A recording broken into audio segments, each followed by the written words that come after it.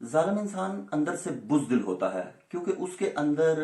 ایمان نہیں ہوتا، انسانیت کا احترام نہیں ہوتا اور دوسروں کے لیے رحم نہیں ہوتا۔ اس کی آنکھوں کے اوپر ہوس اور لالچ کا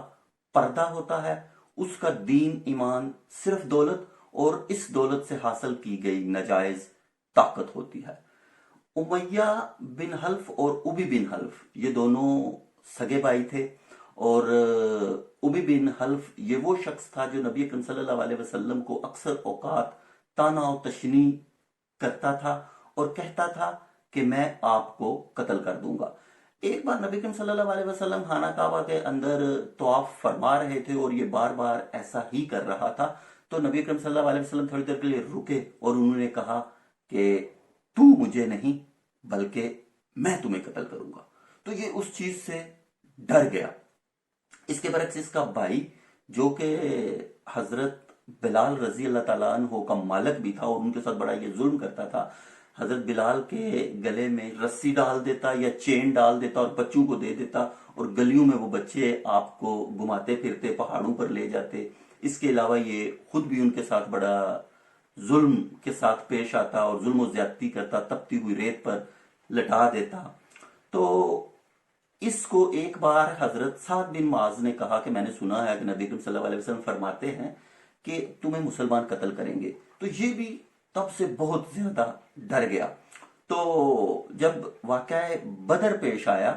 تو اس معرکہ میں یہ جانا تو نہیں چاہتا تھا، لیکن ابو الحکم نے اس سے طعنہ و تشنیع کی اور بزدل کہا، جس کی وجہ سے کیونکہ تھا تو یہ بھی سردار ہی، تو یہ تھوڑا سا طیش میں آیا، لیکن اندر سے ڈر رہا تھا، گھبرا رہا تھا، اور اس کی بیوی نے بھی اسے منع کیا۔ بہرحال اس نے ایک تیز ترین اونٹ خریدا کہ جب کبھی کوئی ایسا واقعہ پیش آیا، حالات مشکل بنے، تو میں وہاں سے بھاگ نکلوں گا۔ اور خیر اسے وہ موقع میسر نہ آ سکا اور یہ وہاں پر مار دیا گیا۔ اس کے برعکس جو ابی تھا وہ بھی غزوہ احد میں گھوڑے کے اوپر اور طیش میں اور خواص باہتا ہوا ایسے کہتا پھر رہا تھا کہ محمد کدھر ہیں، یا آج محمد رہیں گے یا آج میں رہوں گا۔ تو خیر اس کا آمنا سامنا آپ صلی اللہ علیہ وسلم سے ہوا، اور آپ نے ایک چھوٹا سا نیزہ اس کی طرف پھینکا جو کہ اس کی گردن سے ایک خراش کرتا ہوا گزر گیا۔ تو یہ گھوڑے سے دڑم سے گر پڑا اور بیل کی طرح گرانے لگا۔ تو سب لوگوں نے اس کو پکڑا، اٹھایا اور کہا کہ خیر تمہیں کچھ نہیں ہوا، ایک چھوٹی سی خراش آئی ہے، لیکن یہ یہی کہتا رہا کہ آپ صلی اللہ علیہ وسلم نے مجھے بولا تھا کہ وہ مجھے قتل کریں گے، اور خدا کی قسم اگر وہ میرے اوپر صرف تھوک بھی دیتے تو میں مر جاتا۔ بہرحال اسے وہاں ہوا کچھ نہیں تھا، لیکن یہ اس قدر خواص بافتہ ہو چکا تھا کہ جب اس کو واپس لے جایا جا رہا تھا مدینے سے مکہ کی جانب، تو یہ راستے میں اسی خوف کے مارے مر گیا۔ تو یہ بات تھی کہ جو بزدل ہوتے ہیں وہ ویسے تو بڑے ظالم ہوتے ہیں، لیکن اندر سے ان کے جو حوصلے ہوتے ہیں وہ بڑے پست ہوتے ہیں۔ اسی طرح اگر آپ جدید دنیا میں بھی دیکھ لیں تو ہٹلر جس نے 60 لاکھ لوگوں کا جینوسائیڈ کیا، ان کی نسل کشی کی، تو جب وہ خود مرنے لگا اور جب اس کو پتا چل گیا کہ اب الائیڈ فورسز اس کو نہیں چھوڑیں گی، اور اس سے پہلے جو موسولینی تھا اس کا بھی حال اسے پتا تھا کہ اس کو عوام نے پیٹرول پمپ کے باہر الٹا لٹکا دیا تھا، وہ بھی اسی قسم کا ظالم تھا اور ایک ہی مینٹالٹی کے یہ مالک تھے۔ تو بہرحال ہٹلر نے پھر کیا کیا، ہٹلر نے خود کو شوٹ کر دیا، سوسائڈ کر دیا، اور اپنے سپاہی کو بھی بول گیا تھا کہ میری لاش کو جلا دینا، جو کہ بعد میں اس کی لاش کو جلا دیا گیا۔ تو یہ ہوتا ہے کہ جو ظالم ہوتے ہیں وہ اندر سے بزدل ہوتے ہیں، مگر ظالم سے زیادہ ظالم وہ ہوتا ہے جو ظلم پر خاموش رہتا ہے اور حق کے لیے آواز بلند نہیں کرتا، اور اس طرح سے پھر وہ پہلے ایک کا غلام بنتا ہے، ایک سے دوسرے کا، دوسرے سے تیسرے کا، اور اس طرح وہ ساری زندگی غلامی میں ہی گزارتا ہے جب تک کہ کوئی باغی پیدا نہیں ہو جاتا یا کوئی مرد مجاہد پیدا نہیں ہو جاتا۔ اور اگر ایسا نہیں ہوتا تو یہ سلسلہ یوں ہی چلتا رہتا ہے حتیٰ کہ اس قوم کو غلامی کی زنجیروں میں جکڑ دیا جاتا ہے، اور اس کی وجہ یہ ہوتی ہے کہ خود بدلتے نہیں اور قرآن کو بدل دیتے ہیں۔ ہوئے کس درجہ فقہان حرم بے توفیق، ان غلاموں کا یہ مسلک ہے کہ ناقص ہے کتاب، کہ سکھاتی نہیں مومن کو गुलामी के तरीक। असल में ये जो हमारी किताब है ना, जिसे अल्लाह ताला ने हमें हमारी हिदायत के लिए दिया हुआ है, जिसके ऊपर अगर हम अमल करें तो हम कामयाब हो सकते हैं, हमारी ये मेंटेलिटी बन चुकी है कि ये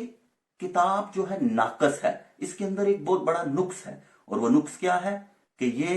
मोमन को, इंसान को, मुसलमान को गुलामी का तरीका नहीं सिखाती, ये उसे गुलाम नहीं बनने देती। ये इसके अंदर बहुत बड़ा नुक्स है। इसी वजह से तो हम इसको कभी खुद पढ़ने की कोशिश नहीं करते, हम इसको अपनी जुबान में समझने की कोशिश नहीं करते, क्योंकि अगर ये हमें अपनी जुबान में समझ आ गया तो शायद हम गुलाम ना रहें। लेकिन क्योंकि हमारे अंदर एक गुलामी का सहर जो है वो अपनी जड़ मजबूत पकड़ चुका है, इसलिए अब हम इसी में खुश हैं और हम अपने आप को बदलना नहीं चाहते। हम शोरो गोगा तो करना चाहते हैं, मुल्क के अंदर हिजान तो पैदा करके रखना चाहते हैं और उसे कंटिन्यू रखना चाहते हैं, लेकिन इसके बरक्स हम कभी भी हक का साथ नहीं देंगे, सच का साथ नहीं देंगे और अपने हक के लिए, अपने आने वाले बच्चों के लिए और उनके मुस्तकबिल के लिए कभी आवाज बुलंद नहीं करेंगे। मगर